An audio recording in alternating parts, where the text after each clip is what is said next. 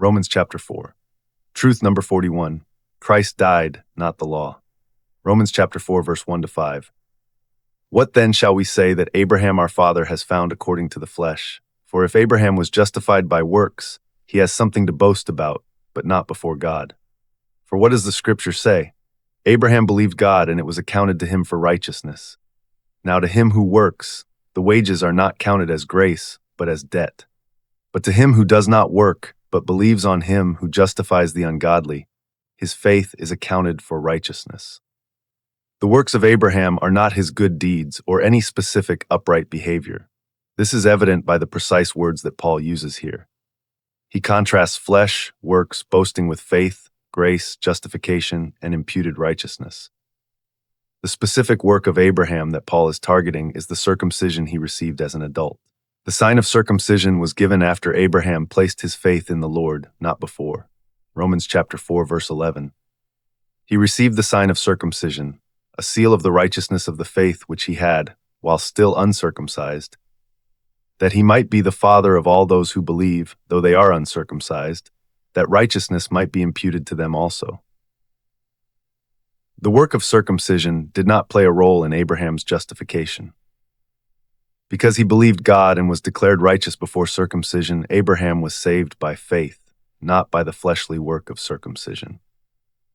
In Paul's day, Jews and proselytes that boasted in their circumcision were relying on the sign of the covenant instead of the seed that the sign points to. In their human effort to identify themselves as children of Abraham, they made themselves debtors to circumcision and the works of the flesh. Ironically, Gentiles who model Abraham's faith and believe in Abraham's seed are more children of Abraham than those who are circumcised, but faithless.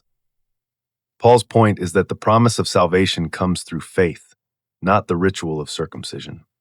It is an interesting side note that Abraham was circumcised after Ishmael was conceived, not before. This analogizes that Ishmael was brought forth before Abraham was consecrated. Ishmael was not the son of promise.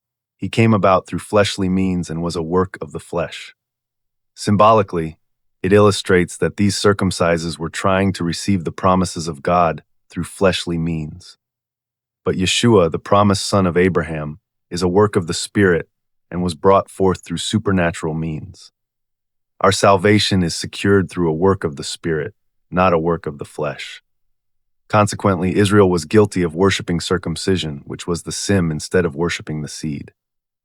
Romans chapter 4, verse 6 to 8. Just as David also describes the blessedness of the man to whom God imputes righteousness apart from works. Blessed are those whose lawless deeds are forgiven and whose sins are covered. Blessed is the man to whom the Lord shall not impute sin. Paul quotes David saying, "Blessed are those whose lawless deeds are forgiven." He does not say, "Blessed are those who are no longer obligated to the law." This is because we have been forgiven and released from our actions against the Torah. We are not released from the Torah. To return again to these actions would bring us back into bondage and violate the spirit of grace. Both Abraham and David found grace in the eyes of God. One had the law, the other didn't. David was circumcised. He had the Torah and found grace in God's eyes. Abraham was not circumcised. He did not have the Torah, but also found grace. From this, we can glean that our salvation is irrespective of the Torah. Whether a person has full knowledge of God's commandments or not, the Torah does not factor into their salvation either way. Upon a closer examination, the Torah is not really the subject matter of this passage, because the topic at hand is salvation. We misunderstand Paul in Romans if we think the Torah is on trial here. The works Paul speaks of are not the commandments of God as it relates to the Torah. There is a strong indication that they are a shorthand reference to the works of the law, the rabbinic mechanism by which a Gentile was considered brought into the covenant of Abraham. In this, we can deduce that since our justification does not come through the law is not a hindrance to our salvation. The Torah does not need to be removed in order for God to remove our sin. What dies is not the lawful standard.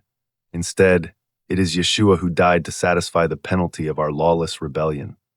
Romans chapter 4, verse 14 to 15.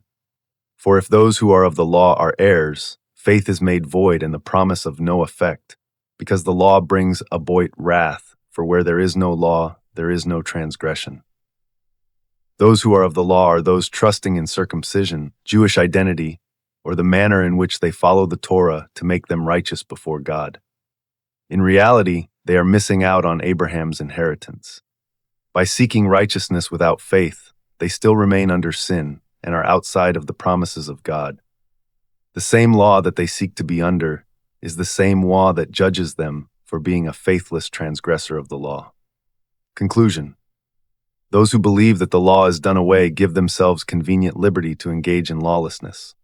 If there is no law, there is no law to break, right? But Christ did not forgive our lawless deeds by doing away with the law. He paid the penalty for us. Through faith in him, we become the children of promise. While the Torah does not give us legal justification before God, it does not contradict the promise given to Abraham. If it were possible to be saved through Jewish ceremonies, then salvation could be gained through some other means than faith.